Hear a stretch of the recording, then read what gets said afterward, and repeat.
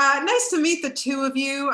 Congratulations on this movie. Boy, was I ever moved. And oh my goodness. So Ryan, let's just start with you because I want to know about how this all got started, how this came to you, and why you were so passionate about bringing this story to the screen. Yes, All the World Sleeping has definitely been one heck of a different experience for me as a filmmaker. It all started, I had this movie that I filmed in Tennessee, Nashville, that was making the festival route, and a member at the nonprofit Bold Futures saw this movie and contacted me, and they're like, if you can do for Tennessee, or if you can do for New Mexico what you did for Tennessee, we would love to have you come down, talk to us, and meet with us in about a potential film project.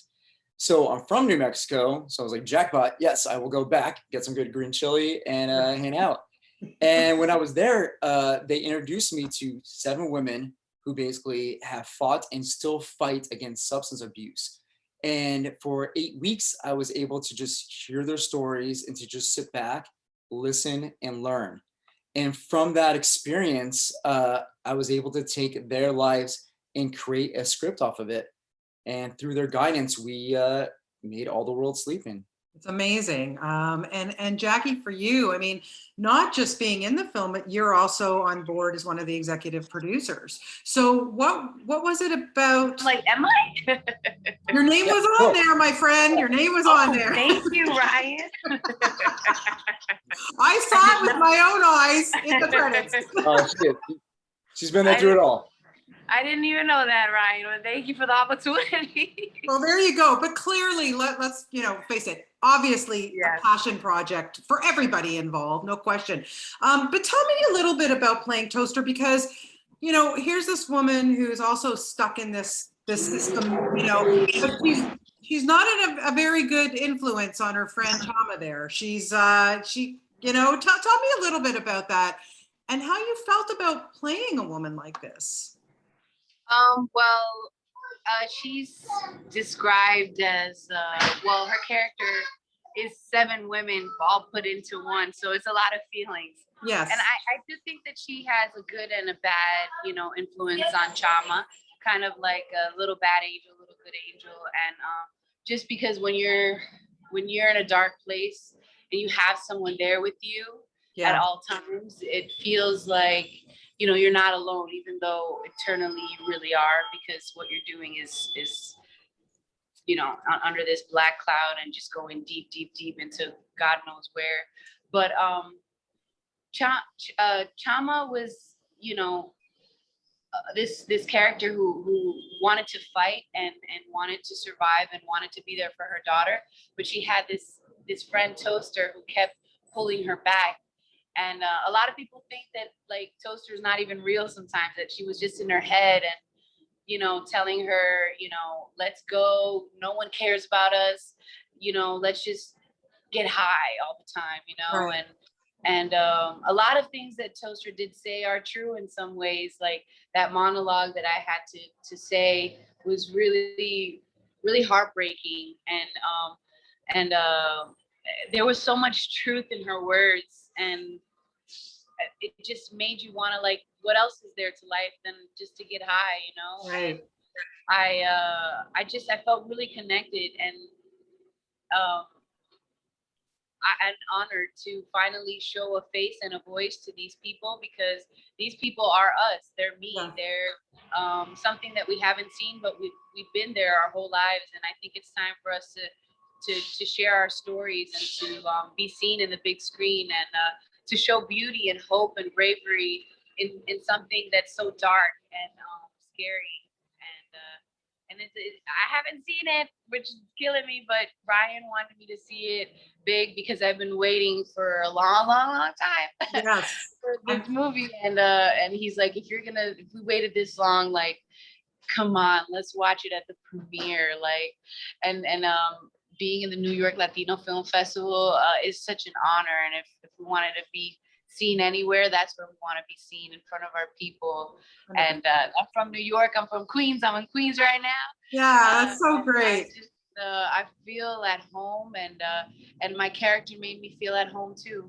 That's amazing. That's amazing. I am so happy for you. And Ryan, you know, aside from also, you know, from casting Jackie, who's so good in it, Melissa, you know, I mean, come on, look, we've seen her in Vita, you know, we just saw her on In the Heights, you know, is there really nothing that this woman can't do? And then you see her as Chama, how she just lets loose and doesn't care how she looks, or, you know what I mean? It's such a real and raw performance. So, you know, Ryan, I wanted to know what you know, why you chose Melissa, why she got involved, and how you knew she was going to be able to pull this off. Not an easy role. What a cast we got for this movie. Yeah. We were so lucky and fortunate. And Melissa, Jackie crushed it. For Melissa, I mean, being Chama, she's almost in every frame of this movie. Yes. So for her to basically be able to like bring the rawness, the honesty, the compassion, because she does a lot of stuff in there that the audience might question. And, you know, there's a lot of moments in there where you might not like her, but Melissa's job had to be to basically bring you back to like, I am a human being. I am a person. Yeah. You know, I'm a mother doing like one of the hardest jobs in the world is being a parent.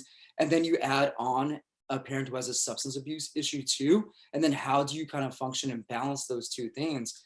And Melissa was game. She came in and she gave it all to every single day. And I think it's definitely apparent in the film. Yeah, and what we learned too, I mean, it's a cycle. You know, you look at Melissa's character, Chama's mother, like, you know, also, you know, it's an interesting, it's interesting to think about it. And Jackie, you know, I'm wondering too, like, obviously, as you say earlier, there are 7 women that this is based on, all kind of, you know, amalgamated into this one character. How hands-on were any of these women that you got to speak? You know, tell me a little bit about spending time with them. Very, very, very hands-on. Let's talk. They were there. Like, I'm here, like, telling their story, showing, you know, their face. Like, it was one-on-one. Like, you know, I didn't know how to smoke crack. Come on, like, they're like, you have to hold it because I can't.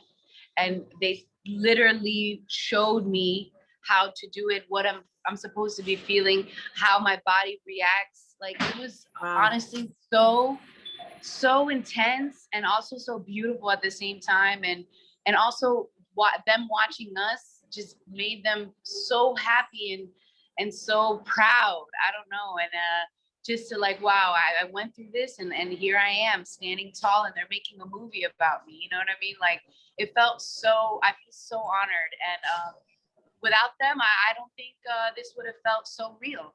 Without them being around to say, no, yes, no, this is not how you do it. This should be burned. This should be here. This is how you light. Like, everything was just, it was just so real. It felt like, you know, we were living their lives for those few days. And they were very, very much involved. And I didn't get to meet all of them, but tomorrow I hope I get to meet all of them. I hope so too. Yeah, I think they're going to be very, very pleased and very proud of the performances that you guys gave. Ryan, at the end of the day, you know, it takes a lot to make a movie, especially an independent film. It's hard getting funding and everything that you have to do. But I'm wondering, aside from that challenge, how do you get through something like this on an emotional level? How do you not break down every day? You know, really? Yeah, that was definitely one of the hardest aspects right there too, because in order for the scene to work, in order for us to like be able to capture the scene and move on from it, we have to feel it. Right. So when we were filming 5 pages a day of like some heavy moments, it's, you know, standing behind the camera, I would not move on from a scene until I felt like emotionally rocked. And I was fortunate enough too, like my collaborators, Melissa, Jackie, Jorge Garcia, everyone involved were down for it too. They would do as many takes as it took for me to feel like it was good, but also for them to feel like, okay, I got this. This is the moment. Let's move on.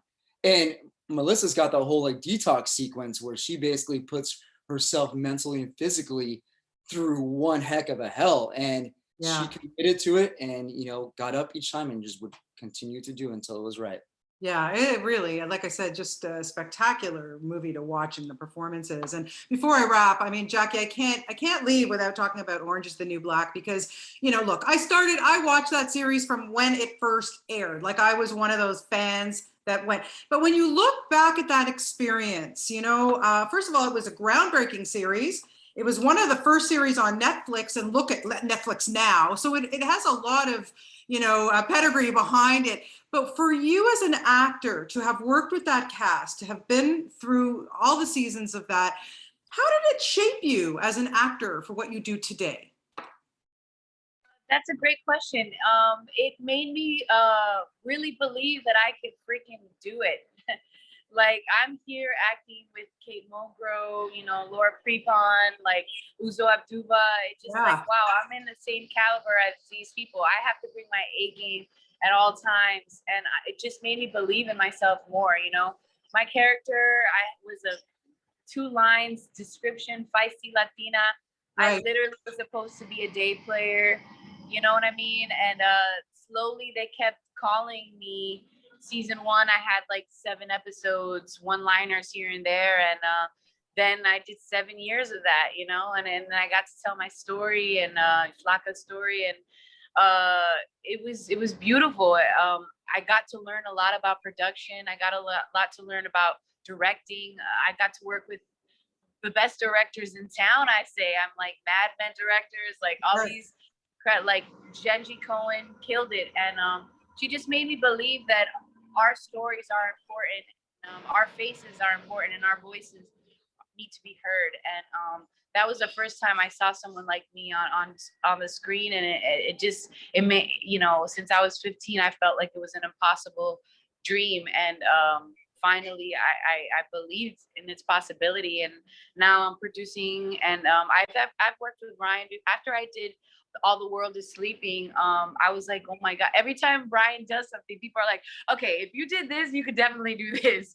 And Ryan is just so creative and so incredible that I was like, yo, I'm producing this other film. Would you help me? And he directed one of my shorts called The Dying Kind. And I just, you know, it just gave me belief in myself that I could do all things, you know, and that I should be heard too. So that's what I learned on Orange Is the New Black. And I'm also creating my own TV show right now. And amazing. Yeah. So a lot of things are happening. Ryan knows about that too.